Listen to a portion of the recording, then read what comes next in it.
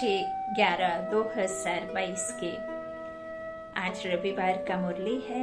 अव्यक्त बाप दादा की वाणी है। रिवाइज है 30/11/92 माधोवन। सर्व खजानों से संपन्न बनो, दुआएं दो, दुआएं लो। आज सर्व खजानों के मालिक अपने संपन्न बच्चों को देख रहे हैं।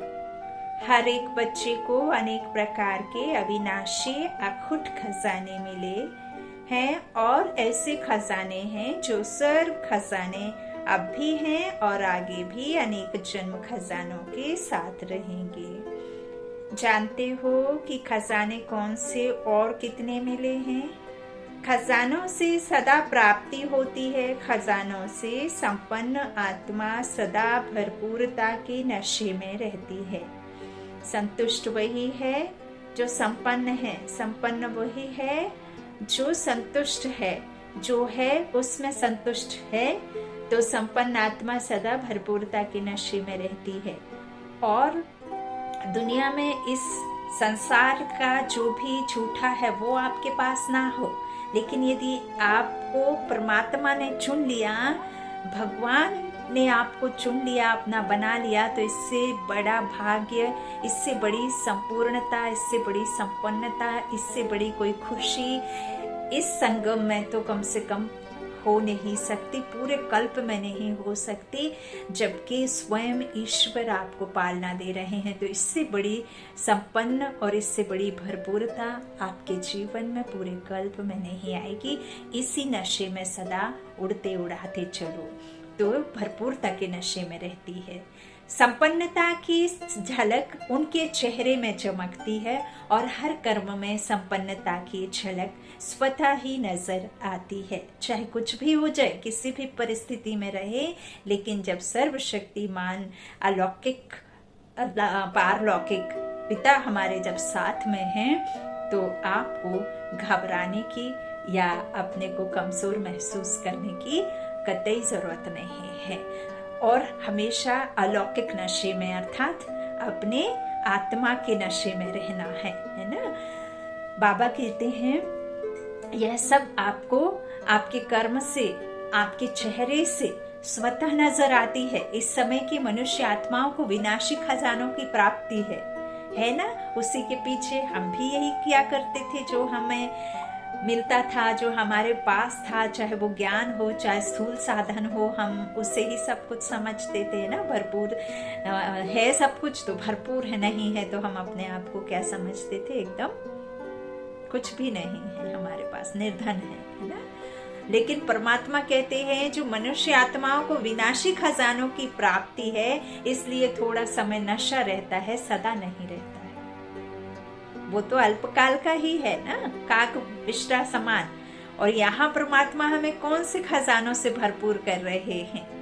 अविनाशी खजानों से भरपूर कर रहे हैं। ज्ञान रत्नों से खजाने भरपूर कर रहे हैं। हमारे ज्ञान रत्नों से झोली भर रहे हैं, आत्मा रूपी झोली, जो हमें 21 जन्मों के लिए सुखी बनाती है। धन धान्य से है ना, धन वैभव से, सुख शांति से, सबसे भरपूर करती है ना। तो 21 जन्मों का सुख, तो यह नशा बड़ा कि जो लौकिक में स्थूल धन से भरपूर इंसान मनुष्य आत्माएं हैं, वो खजाने भरपूर होंगे तो उसको भरपूरता कहेंगे। वह अल्पकाल की भरपूरता है। बाबा आपको अविनाशी खजानों का से भरपूर करते हैं। तो बाबा कहते हैं उनका जो विनाशी खजाने प्राप्ति है ना, इसलिए थोड़ा समय नशा रहता है, सदा नहीं रहता। इसलिए दुनिया वाले कहते हैं खाली होकर जाना है। हाथ मुट्ठी बांधे आया बंदे, हाथ फैलाकर जाएगा। बाबा कहते हैं मुट्ठी बांधे आया बंदे और भरपूर होकर जाएगी। कौन जाएगी? आत्मा। संस्कारों से एकदम भरपूर होकर जाएंगे। संस्कारों से भरपूर बच्चे जाएंगे, खुशी में जाएंगे, है ना, दुख में नहीं जाएंगे। तो इस तरह बाबा कहते हैं खाली होकर जाना है, और आप कहते हो कि भरपूर होकर जाना है। आप सबको बाप दादा ने अनेक खजाने दिए हैं। सबसे श्रेष्ठ पहला खजाना है ज्ञान रत्नों का खजाना। सबको यह खजाना मिला है ना, कोई वंचित तो नहीं रह गया है ना। इस ज्ञान रत्नों के खजाने से विशेष क्या प्राप्ति कर रहे हो। ज्ञान खजाने द्वारा इस समय भी मुक्ति, जीवन मुक्ति की अनुभूति कर रहे हो। मुक्ति में जाएंगे व जीवन मुक्त देव पद प्राप्त करेंगे। यह तो भविष्य की बात हुई, लेकिन अभी भी मुक्त जीवन का अनुभव कर रहे हो कि नहीं? कितनी बातों से मुक्त हो मालूम है? जो भी दुख और अशांति के कारण हैं, उनसे मुक्त हुए हो कि अभी मुक्त होना है। अभी कोई विकार नहीं आता, मुक्त हो गए। अगर आता भी है तो विजयी बन जाते हो ना, तो कितनी बातों से मुक्त हो गए हो। लौकिक जीवन और अलौकिक जीवन दोनों को साथ रखो तो कितना अंतर दिखाई देता है।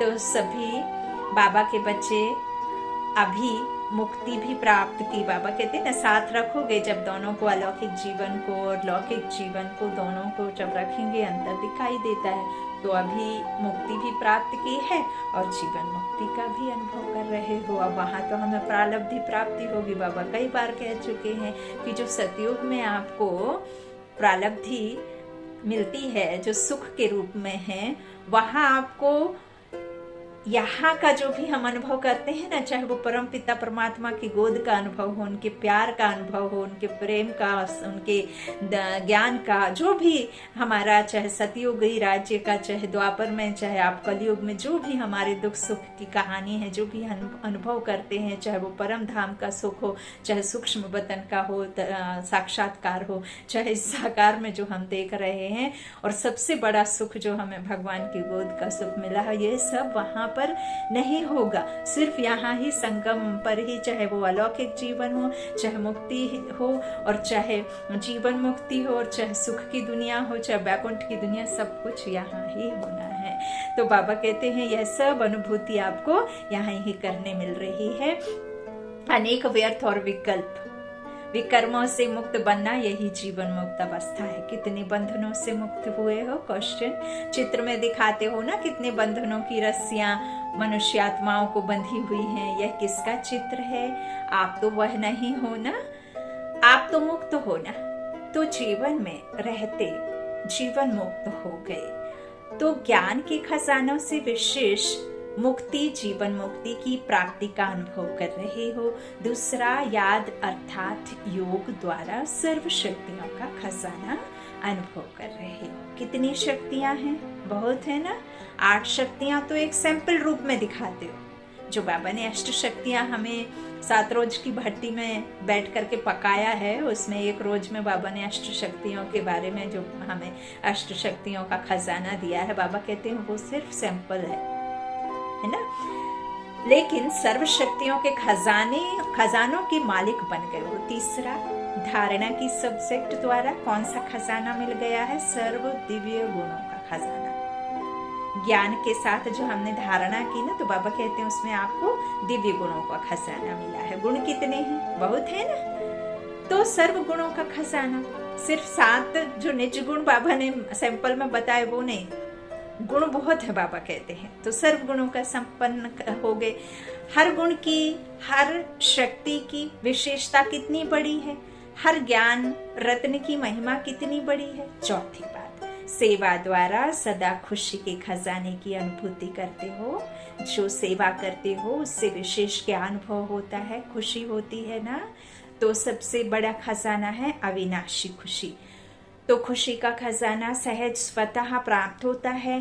5वां, संबंध संपर्क द्वारा ब्राह्मण परिवार के भी संपर्क में आते हो, सेवा के भी संबंध में आते हो। तो संबंध संपर्क द्वारा कौन सा खजाना मिलता है? सबसे मेन इम्पोर्टेंट जो आज के मुरली में है, अव्यक्त वाणी में, उसमें सर्व की दुआओं का खजाना मिलता है। संबंध संपर्क में आने से, ईश्वरीय परिवार के संपर्क में आने से, ब्राह्मण परिवार के संपर्क में आने से क्या मिलता है? दुआओं का खजाना मिलता है। यह दुआओं का खजाना बहुत बड़ा खजाना है, जो सर्व की दुआओं के खजानों से भरपूर है, संपन्न है। उसको कभी भी पुरुषार्थ में मेहनत नहीं करनी पड़ती। पहले है माता पिता की दुआएं, और साथ में सर्व के संबंध में आने से सर्व द्वारा दुआएं। सबसे बड़े ते बड़ी बड़े तीव्र गति की है आगे, जो सबसे बड़े तीव्र गति से आगे उड़ने का तेज मंत्र है दुआएं। जैसे साइंस का सबसे बड़ा तीव्र गति का रॉकेट है, लेकिन दुआओं का रॉकेट उससे भी श्रेष्ठ है। विघ्न जरा भी स्पर्श नहीं करेगा, विघ्न प्रूफ बन जाते हैं। अभी सबकी कयामत का समय है और यही कयामत के समय आपको सिर्फ और सिर्फ एक ही जो आपकी प्रॉपर्टी है वो आपके साथ में रहेगी और वह है दुआएं। बाकी स्थूल धन साधन ये सब कुछ आपके मुश्किल वक्त में काम नहीं आने वाले हैं। इसीलिए कहा गया है कर्म श्रेष्ठ है, कर्म प्रधान है। एक कहानी याद आती है, एक एग्जाम्पल से हम इसको समझ सकते हैं। एक पिता अपने बच्चे की बीमारी को ठीक करने के लिए डॉक्टर के सामने गिड़गिड़ाता है, मिन्नतें करता है, और वो धन से भरपूर होने की वजह से डॉक्टर से यह भी कहता है कि यदि इस बीमारी को ठीक करने का आपका जो बनता है पैसा वो 1.5 लाख है तो आप मुझसे डबल रकम ले लो, लेकिन मेरे बच्चे को किसी भी तरीके से इस बीमारी से बाहर निकालो। और डॉक्टर उसके बदले में रिप्लाई करता है कि आप दुआ करो, दुआ से बच सकता है।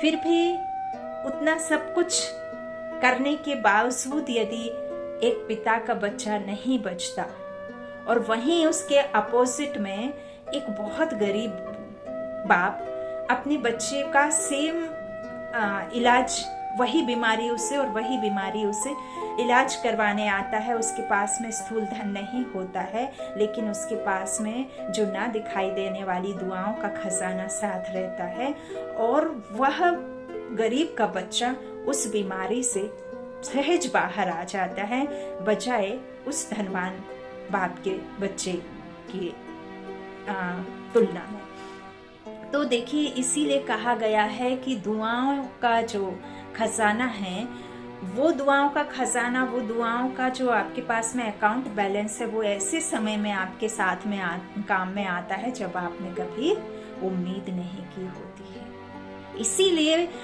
हमारे प्रकाश मणि दादी का भी एक कहना चाहिए स्लोगन था हमेशा कि दुआएं दो दुआएं लो, बस ना। मेहनत तो नहीं है ना, आप किसी के लिए अच्छा तो सोच सकते हैं ना, मनसा वाचा कर्मणा, किसी के प्रति हम गलत ना रखें मन में, है ना। किसी ने अपकारी पर भी उपकार करने का, क्योंकि हम उस बाप के बच्चे हैं, दाता के बच्चे हैं ना, तो फिर आपको वैसा ही बनना है। तो बाबा वही कहते हैं कि इतनी तेज उड़ने का तेज मंत्र है ये दुआएं, जैसे साइंस का सबसे बड़ा तीव्र गति का रॉकेट है, लेकिन दुआओं का रॉकेट उससे भी श्रेष्ठ है।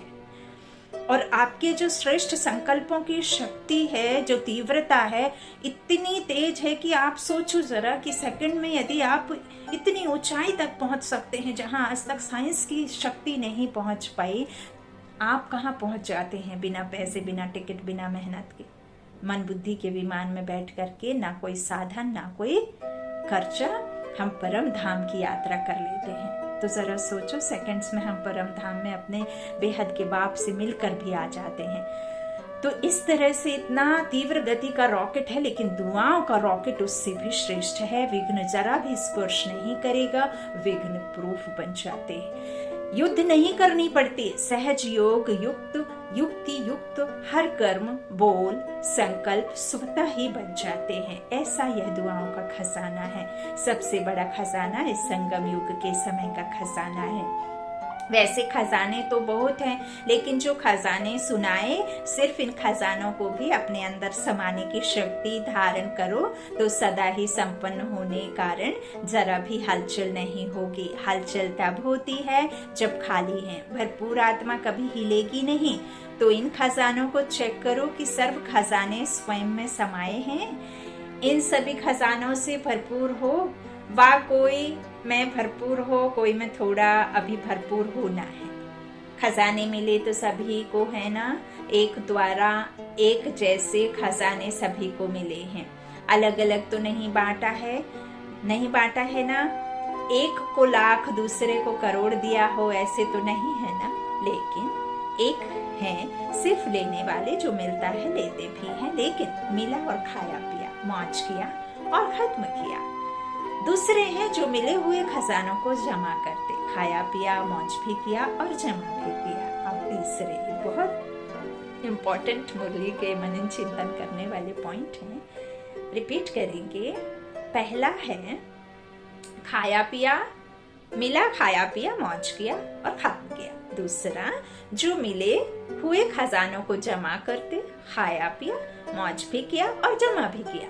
तीसरे हैं जमा भी किया, खाया पिया भी, लेकिन मिले हुए खजानों को और बढ़ाते जाते हैं। तो ये बेस्ट है ना, बाप के खजाने को अपना खजाना बनाए बढ़ाते जाते, तो देखना है कि मैं कौन हूँ, पहले नंबर वाला, दूसरे व तीसरे नंबर वाला, चेक एंड चेंज। जितना खजाने को स्व के कार्य में या अन्य की सेवा के कार्य में यूज करते हो, उतना खजाना बढ़ता है। खजाना बढ़ाने की चाबी है यूज करना, रख लेना नहीं है। और यही अखुट खजाने की बात बाबा ने कही है ना।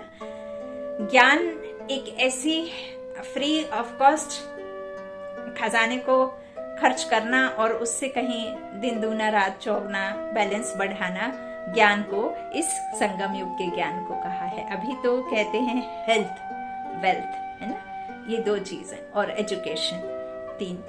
तो हेल्थ, वेल्थ और एजुकेशन, ये तीनों चीजें में ही इस रावण राज्य में, इस माया नगरी में क्या है, कमाई है। बहुत बहुत बहुत कमाई है, जो स्थूल धन से भरपूर कर दे ना खुद को शिक्षा में, और ये सब जो तीनों चीजें हैं, है ना, हेल्थ में, है ना। तो बाबा ने यहाँ पे देखिए हेल्दी वेल्दी हमें जो बनाने का बाबा ने दिया है, सुख शांति का भंडार जो हमें दिया है, और ये ज्ञान रत्न जो दिए हैं, ये फ्री है ना, इसमें कोई मनी नहीं लगते, और उतना खर्च करोगे उससे कहीं ज्यादा आपका इकट्ठा भी होगा। तो आपको चेक करना है कि आप तीसरे वाले हो कि कौन से वाले हो। आपने कमाया, बाबा का ज्ञान लिया, कमाया, खाया पिया, अपने लिए यूज किया, और बस। दूसरा, बाबा ने कहा खाया पिया, कमाया और थोड़ा सा बैलेंस रखा, लेकिन फिर एक और है उससे हाई क्वालिटी वाला, जो आपने कमाया, खाया, इकट्ठा किया और खर्च भी किया, है ना। तो इसे फिर बढ़ाना कहते हैं। तो इस तरह से आपको करना है, जितना खजाने को स्व के कार्य में या अन्य की सेवा के कार्य में यूज करते हो, उतना खजाना बढ़ता है। खजाना बढ़ाने की चाबी है यूज करना, पहले अपने प्रति। जैसे ज्ञान के एक एक रत्न को समय पर अगर स्व प्रति यूज करते हो, तो खजाना यूज करने के अनुभवी बनते जाते हो, है ना। जो खजाने की प्राप्ति है, वह जीवन में अनुभव की अथॉरिटी बन जाती है। तो अथॉरिटी का खजाना ऐड जमा हो जाता है, तो बढ़ गया ना। सिर्फ सुनाना और बात है, सुनना माना लेना नहीं है, समाना और समय पर कार्य में लगाना, यह लेना है। समझा बाबा क्या कह रहे हैं? क्या कैसे बढ़ता है? सिर्फ सुनना और बात है।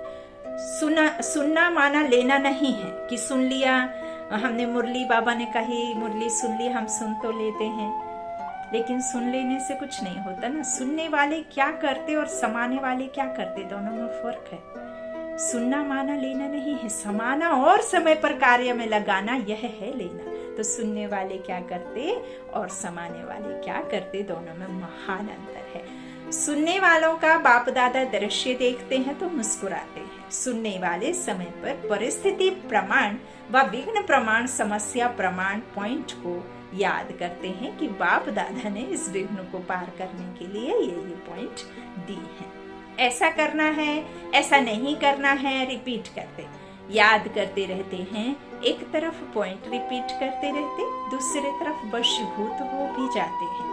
बोलते हैं ऐसा नहीं करना है, यह ज्ञान नहीं है, यह दिव्य गुण नहीं है। समाने की शक्ति धारण करनी है, किसको दुख नहीं देना है। रिपीट भी करते रहते हैं लेकिन फेल भी हो जाते हैं। मुख से रिपीट करना और उसको समा करके स्वरूप बनने में बहुत फर्क है।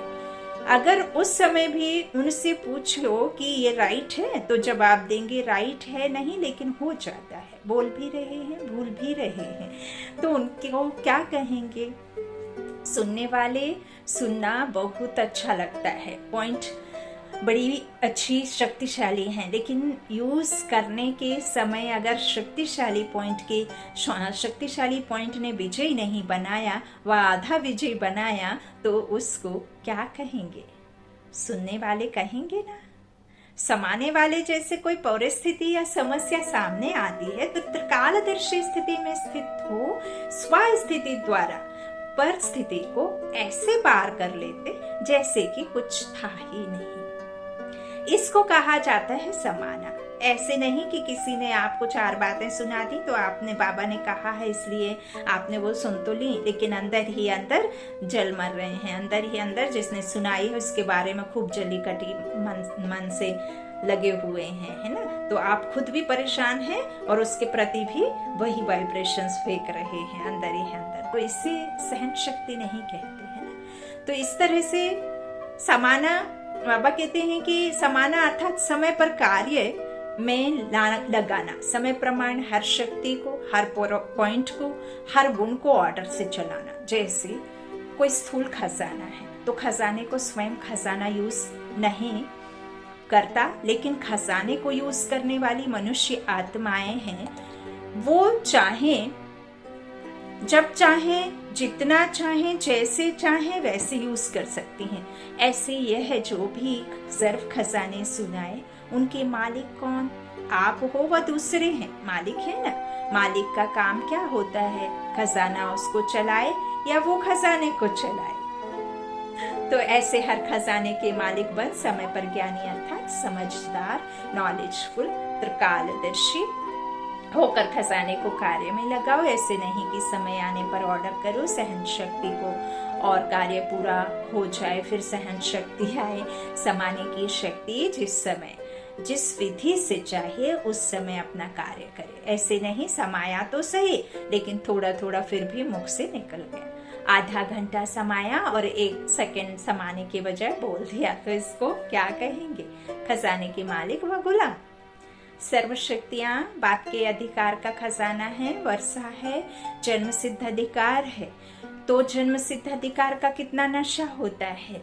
छोटा सा राजकुमार होगा, क्या खजाना है उसका पता भी नहीं होगा, लेकिन थोड़ा ही स्मृति में आने से कितना नशा रहता है, मैं राजा का बच्चा हूँ। तो यह मालिकपन का नशा है ना। तो खजानों को कार्य में लगाओ। कार्य में कम लगाते हो, खुश रहते हो, भरपूर है, सब मिला है, लेकिन कार्य में लगाना, उससे स्वयं को भी प्राप्ति कराना और दूसरों को भी प्राप्ति कराना, उसमें नंबरवार बन जाते हैं। नहीं तो नंबर क्यों बने? जब देने वाला भी एक है, देता भी सबको एक रस है, फिर नंबर क्यों? तो बाप दादा ने देखा खजाने तो बहुत मिले हैं, भरपूर भी सभी हैं, लेकिन भरपूरता का लाभ नहीं लेते। जैसे लौकिक में भी कईयों को धन से आनंद या लाभ प्राप्त करने का तरीका आता है और कोई के पास होगा भी बहुत धन, लेकिन यूज करने का तरीका नहीं आता है ना सच। तो इसलिए होते हुए भी जैसे कि नहीं है। तो अंडरलाइन क्या करना है? सिर्फ सुनने वाले नहीं बनो, यूज करने की विधि से अभी सिद्धि को प्राप्त करो और अनेक जन्मों की सदगति प्राप्त करो। दिव्य गुण भी बाप का वर्षा है, तो प्राप्त हुए वर्षे को कार्य में लगाना क्या मुश्किल है? ऑर्डर करो। ऑर्डर करना नहीं आता, मालिक को ही ऑर्डर करना आता। कमजोर को ऑर्डर करना नहीं आता, वह सोचेगा कहूँ व नहीं कहूँ, पता नहीं मदद मिलेगी व नहीं मिलेगी। अपना खजाना है ना, बाप का खजाना अपना खजाना है या बाप का है और हमारा नहीं है। बाप ने किस लिए दिया? अपना बनाने के लिए दिया या सिर्फ देखकर खुश होने के लिए दिया? कर्म में लगाने के लिए मिला है। रिजल्ट में देखा जाता है कि सभी खजानों को जमा करने की विधि कम आती है। ज्ञान का अर्थ भी यह नहीं कि पॉइंट रिपीट करना या बुद्धि में रखना, रट लो मंत्रों के जैसे, भक्ति के जैसे, नहीं, उसे धारण करना है ना। ऐसे तो लाखों करोड़ों बातें ऐसी लिखी हैं पॉजिटिव जो हम पढ़ते ही आए, लेकिन क्या फायदा, है ना। तो उन्हें समाना भी तो है। तो रिपीट सिर्फ करना नहीं है, बुद्धि में रखना। ज्ञान अर्थात समझ, ज्ञान अर्थात समझ। त्रिनेत्र आत्मा को कहा है और आत्मा का मतलब ही है समझ। त्रिकालदर्शी बनने की समझ, सत्य असत्य की समझ, सत्य प्रमाण करने की समझ, इसको ज्ञान कहा जाता है। अगर कोई इतना समझदार भी हो और समय आने पर बेसमझी का कार्य करे तो उसको ज्ञानी कहेंगे। और समझदार अगर बेसमझ बन जाए तो उसको क्या कहा जाएगा? बेसमझ को कुछ कहा नहीं जाता, लेकिन समझदार को भी सभी इशारा देंगे कि यह समझदारी है। तो ज्ञान का खजाना धारण करना, जमा करना, अर्थात हर समय, हर कार्य, हर कर्म में समझ से चलना। समझे? तो आप महान समझदार हो ना, ज्ञानी तू आत्मा हो या ज्ञान सुनने वाली तू आत्मा हो। चेक करो कि ऐसे ज्ञानी तू आत्मा कहाँ तक बने हैं, प्रैक्टिकल कर्म में, बोलने में।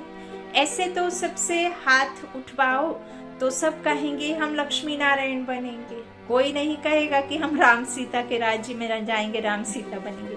लेकिन कोई तो बनेंगे ना, सभी कहेंगे हम विश्व महाराजा बनेंगे। अच्छा है, लक्ष्य ऐसा ही ऊंचा रहना चाहिए, लेकिन सिर्फ लक्ष्य तक नहीं, लक्ष्य और लक्षण समान हो। दवा जेब में नहीं, दवा खाने से असर करती है, परहेज में चलकर असर करती है ना। ऐसे नहीं कि जो परहेज वाला सामान है उसे और भी खूब खाओ और दवा भी खाओ, तो परहेज नहीं करेंगे तो काम नहीं बनेगा। इसी तरह से लक्ष्य तक नहीं, लक्ष्य और लक्षण समान हो। लक्ष्य हो विश्व महाराजन और कर्म में एक गुण या एक शक्ति भी ऑर्डर नहीं माने तो वह विश्व का महाराजा कैसे बनेंगे? अपना ही खजाना अपने ही काम में नहीं आए तो विश्व का खजाना क्या संभालेंगे? इसलिए सर्व खजानों से संपन्न बनो और विशेष वर्तमान समय यही सहज पुरुषार्थ करो कि सर्व से, बाप दादा से हर समय दुआएं लेते रहें। दुआएं किसको मिलती हैं? जो संतुष्ट रहे, सबको संतुष्ट करें। जहाँ संतुष्टता होगी वहाँ दुआएं होंगी। और कुछ भी नहीं आता हो कोई बात नहीं, भाषण नहीं करना आता है कोई बात नहीं, सर्वगुण धारण करने में मेहनत लगती हो, सर्व शक्तियों को कंट्रोल करने में मेहनत लगती हो, उससे भी छोड़ दो। लेकिन एक बात यह धारण करो कि दुआएं सबको देनी है और दुआएं लेनी है। इसमें कोई मेहनत करनी पड़ेगी, करके देखो। एक दिन अमृत वेले से लेकर रात तक यही कार्य करो, दुआएं देनी है, दुआएं लेनी है। एक दिन अपने बच्चे को सुबह से रात तक कुछ भी करे, इग्नोर करो, डांटो मत, 24 घंटे क्रोध मत करो, कुछ ना कुछ एक ऐसा संकल्प लो, ऐसा व्रत रखो, खाने से परहेज मत करो, लेकिन विचारों का परहेज जरूर करके देखो, है ना। जो आपकी कमी कमजोरी है उसे 24 घंटे के लिए अंदर भी मत चलाओ, सूक्ष्म से भी विचारों में भी मत रखो। विचारों में भी रखा तो कोई फायदा नहीं है। तो इस तरह से दुआएं देनी और लेनी है। और फिर रात को चार्ट चेक करो कि आप कहीं मिस तो नहीं हुए, फिर दूसरे दिन ट्राई करो, फिर तीसरे दिन ट्राई करो। ऐसे 7 डेज का टारगेट रखो और 7 डेज में एक एक अपनी कमजोरी को फास्ट रखकर एक एक का परहेज करके एक एक को अलविदा कहो, है ना। तो ऐसे करने का भी पुरुषार्थ अच्छा है। और फिर रात को चेक करो सहज पुरुषार्थ रहा या मेहनत रही, और कुछ भी नहीं करो लेकिन दुआएं दो और दुआएं दो। इसमें सब आ जाएगा, दिव्य गुण शक्तियाँ आप ही आ जाएंगी। कोई आपको दुख दे तो भी आपको दुआएं देनी है तो सहन शक्ति, समाने की शक्ति होगी ना, सहनशीलता का गुण होगा ना। अंडरस्टूड है। दुआएं लेना और दुआएं देना यह बीज है, इसमें झाड़ स्वतः ही समाया हुआ है। इसकी विधि है, 2 शब्द याद रखो, एक है शिक्षा और दूसरी है क्षमा, है ना। क्षमा करते रहो सबको, खुद को भी। जब खुद को करेंगे तब सामने वाले को कर पाएंगे। एक है शिक्षा, दूसरा है क्षमा। करना नहीं आता तो बाबा कहते हैं तो शिक्षा देने की कोशिश बहुत करते हो, क्षमा करना नहीं आता तो क्षमा करनी है। क्षमा करना ही शिक्षा देना हो जाएगा। शिक्षा देते हो तो क्षमा भूल जाते हो, लेकिन क्षमा करेंगे तो शिक्षा स्वतः आ जाएगी। शिक्षक बनना बहुत सहज है, सप्ताह कोर्स के बाद ही शिक्षक बन जाते हैं, कोई बड़ा नहीं। तो क्षमा करनी है, रहम दिल बनना है, सिर्फ शिक्षक नहीं बनना है। क्षमा करेंगे, अभी से यह संस्कार धारण करेंगे तभी दुआएं दे सकेंगे। और सभी से दुआएं देने का संस्कार पक्का करेंगे, तभी आपके जड़ चित्रों से भी दुआएं लेते रहेंगे। चित्रों के सामने जाकर क्या करते हैं? दुआ करो, मर्सी, रहम दो। आपके जड़ चित्रों से जब दुआएं मिलती हैं तो चैतन्य में आत्माओं से कितनी दुआएं मिलेंगी। वो तो भले जड़ चित्र है, उसमें तो चैतन्य आत्मा शक्ति नहीं है ना, तो उनको बोलना बताना नहीं आता। लेकिन उनके सामने जब आप ऐसे करते हैं, दुआ करते हैं, मर्सी, रहम करो, दुआ करो, तो इस तरह से आप उनके सामने, तो यहाँ तो ये चलती फिरती है। घर में माताओं बहनों से भी दुआ मांगो, दुआएं मिले, दुआएं दो, ऐसी आप चलन चलो, है ना। ऐसे नहीं कि नवरात्रि में खूब कन्याओं को पूज लिया, खूब दुर्गा मान लिया और अगले ही दिन फिर क्या किया? घर में जो माताएं हैं, जो बच्चियां हैं, उन पे खूब बेरहमी से उनके साथ में पेश आ रहे हैं। तो जो जीती जागती शक्तियां हैं, उनसे तो दुआएं ले लो, फिर मूर्तियों के सामने खड़े हो जाना, है ना। तो इस तरह से चैतन्य में आत्माओं से कितनी दुआएं मिलेंगी। दुआओं का खुद खजाना बाप दादा से हर कदम में मिल रहा है, लेने वाला लेवे। तो आप देखो, अगर श्रीमत प्रमाण कोई भी कदम उठाते हो तो क्या अनुभव होता है? बाप की दुआएं मिलती है ना। और अगर हर कदम श्रीमत पर चलो तो हर कदम में कितनी दुआएं मिलेंगी। दुआओं का खजाना कितना भरपूर हो जाएगा। कोई भल क्या भी देवे, लेकिन आप उसको दुआएं दो। चाहे कोई क्रोध भी करता है, उसमें भी दुआएं हैं। क्रोध में दुआएं हैं कि लड़ाई है? लड़ाई है या दुआएं हैं? चाहे कोई कितना भी क्रोध करता है, लेकिन आपको याद दिलाता है कि मैं तो परवश हूँ, लेकिन आप मास्टर सर्वशक्तिमान हो, आप मर्सीफुल, बाप के मास्टर मर्सीफुल हो। तो दुआएं मिली ना, याद दिलाया कि आप मास्टर सर्वशक्तिमान हो, आप शीतल जल डालने वाले हो। तो क्रोधी ने दुआएं दी ना, वह क्या भी करे, लेकिन आप उससे दुआएं लो। सुनाया ना, गुलाब के पुष्प में भी देखो कितनी विशेषता है। कितनी गंदी खाद से, बदबू से खुद क्या लेता है? खुशबू लेता है, खुशबू लेता है ना। गुलाब का पुष्प बदबू से खुशबू ले सकता है, और आप क्रोधी से दुआएं नहीं ले सकते। विश्व महाराजन गुलाब का पुष्प बनना चाहिए या आपको बनना चाहिए? यह कभी भी नहीं सोचो कि यह ठीक हो तो मैं ठीक हूँ, यह सिस्टम ठीक हो तो मैं ठीक हो। कभी सागर के आगे जाकर कहेंगे, हे लहर, आप बड़ी नहीं छोटी आओ, टेढ़ी नहीं आओ, सीधी आओ। यह संसार भी सागर है। सभी लहरें ना छोटी होंगी, ना टेढ़ी होंगी, ना सीधी होंगी, ना बड़ी होंगी, ना छोटी होंगी। तो यह आधार नहीं रखो। आंखों से वही देखो जो आपको सुंदर लगे, जो आप कामना करते हैं, वह नहीं देखो जो आपको सुंदर ना लगे। आंखों को सिर्फ बनावट मिली है करके सुंदर नहीं, सुंदरता देखने से आंखों में सुंदरता आती है। तो यह आधार नहीं रखो, यह ठीक हो जाए तो मैं हो जाऊं। तो परिस्थिति बड़ी, आप बड़े। बाप दादा के पास तो सब बातें पहुंचती हैं ना। यह ठीक कर दो तो मैं ठीक हो जाऊं, इस क्रोध करने वाले को शीतल कर दो तो मैं शीतल हो जाऊं, इस खिटखिट करने वाले को किनारे कर दो तो सेंटर ठीक हो जाएगा। ऐसे रूह रिहान नहीं करना। आपका स्लोगन ही है, बदला ना लो, बदल कर दिखाओ। यह ऐसा क्यों करता है? ऐसे नहीं करना चाहिए, इसको तो बदलना ही पड़ेगा। अरे खुद बदल जाओ, परंतु पहले स्व को बदलो। स्व परिवर्तन से विश्व परिवर्तन व अन्य का परिवर्तन, या अन्य के परिवर्तन से स्व परिवर्तन है। तो वो भी यही सोचेंगे कि हम बदले तब वो बदलेंगे। आप सोच रहे हो वो बदले तो हम तो इसमें तो चला ही जाएगा समय। तो इस तरह स्लोगन रॉन्ग तो नहीं बना दिया है। क्या करेंगे? स्व को बदलेंगे या दूसरों को बदलेंगे? मैं समय गवाएंगे। चाहे 1 वर्ष भी लगा कर देखो, स्व को नहीं बदलो और दूसरों को बदलने की कोशिश करो, समय बदल जाएगा। लेकिन ना आप बदलेंगे ना वो बदलेगा। समझो, खुशी आप बाहर ढूंढेंगे तो खुशी कभी नहीं मिलेगी। यहाँ मुरली के वाक्यों को सुना और सुनकर आपने उसको छवि में रखा, उसको मन में लाए बार बार कि वो बदलेगा, उसे सुनाऊंगी, ये तो उसके लिए है। तो पहले आप बदल जाओ, फिर वो बदलेगा, है ना। अच्छा, सर्व खजानों के मालिक बनना अर्थात समय पर खजानों को कार्य में लगाना। अच्छा, सर्व खजानों से संपन्न आत्माओं को, सर्व खजानों को कार्य में लगाने वाले, बढ़ाने वाले ज्ञानी तु आत्माएं बच्चों को, सर्व खजानों के मालिक बन समय पर विधि पूर्वक कार्य में लगाने वाले श्रेष्ठ आत्माओं को, हर शक्ति, हर गुण की अथॉरिटी बन, स्वयं में और सर्व में भरने वाली विशेष आत्माओं को सदा दुआओं के खजाने से सहज पुरुषार्थ का अनुभव करने वाली सहज योगी आत्माओं को बाप दादा का याद प्यार और नमस्ते नमस्ते नमस्ते। वरदानी बाप का वरदान, साधनों के वशीभूत होने के बजाय उन्हें यूज करने वाले मास्टर क्रिएटर भव।